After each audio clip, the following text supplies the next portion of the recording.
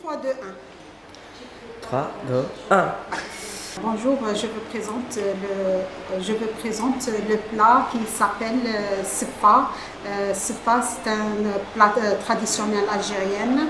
On fait le Siffa dans les fêtes. Les ingrédients de Siffa, c'est le couscous et le raisin sèche. On cuit le couscous dans la vapeur et on met dans une moule et on va démouler le couscous et on va décorer avec le pistache et les amandes et le sucre glacé et les amandes effilées. On va manger le couscous avec le lait sèche, le miel ou bien le miel.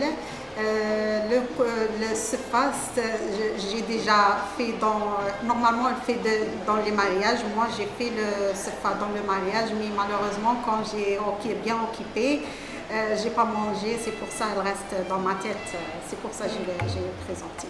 Je présente mon plat, le biryani de poulet. Biryani de poulet, c'est très populaire en Inde.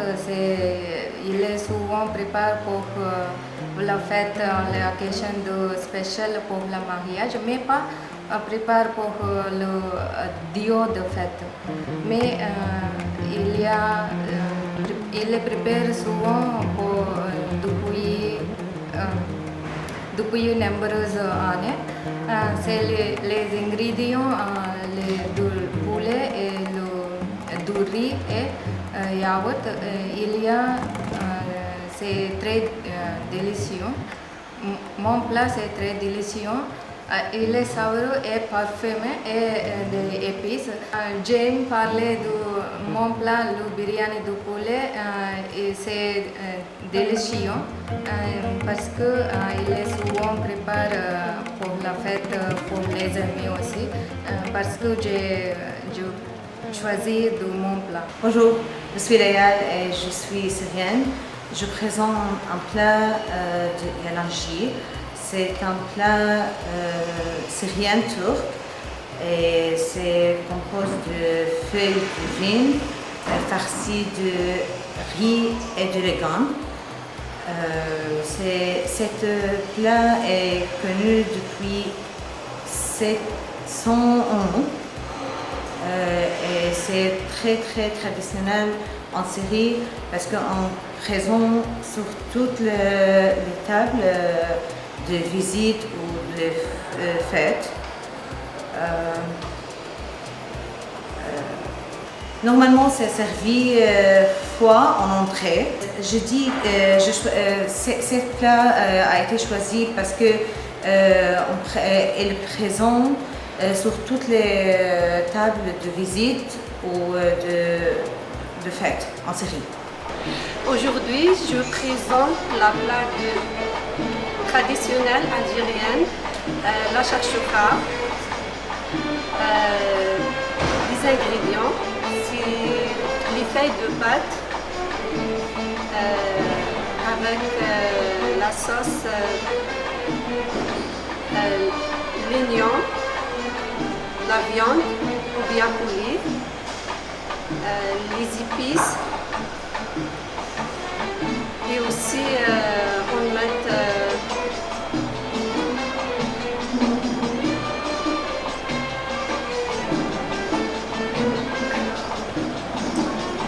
le plat traditionnel chakchouka.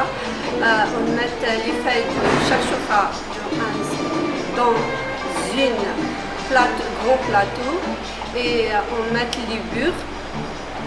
Et après, je prépare le bouillon avec la sauce rouge,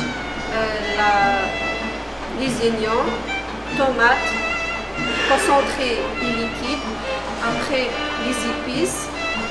Après, on met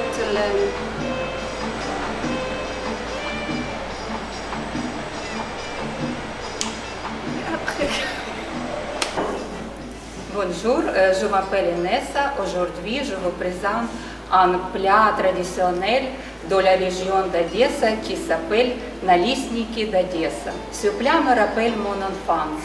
Derrière la simplicité de ces ingrédients, des crêpes fines, du fromage blanc et un peu de crème, se cache toute une histoire.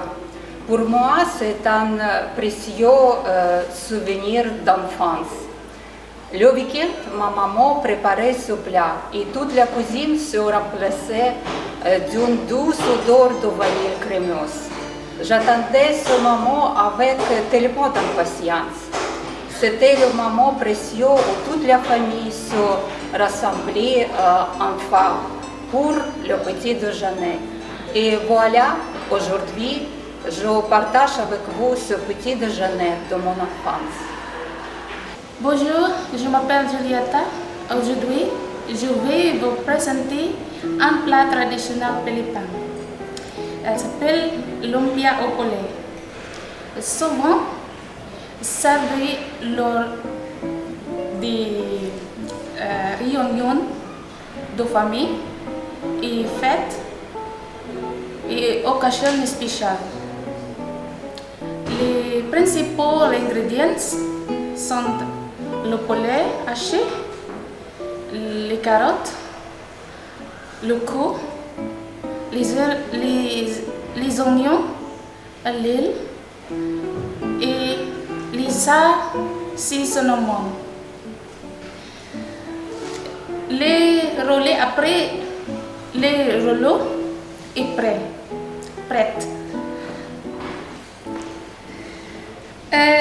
Le goût, un lumpia au poulet, un plat est salé et légèrement sucré.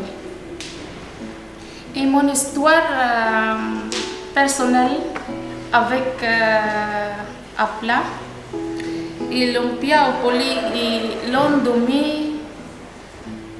plats préférés parce que elle me rappelle de fêtes avec famille et les moments spéciaux. C'est tout. Bonjour, je m'appelle Sylvia Mendes, je suis péruvienne et en cette occasion, je vais vous présenter un dessert typique de Pérou et de l'Amérique latine. Il s'appelle les tres leches. Les tres leches, c'est un dessert très typique et très connu au Pérou et qu'on partage dans toutes les occasions spéciales comme les anniversaires.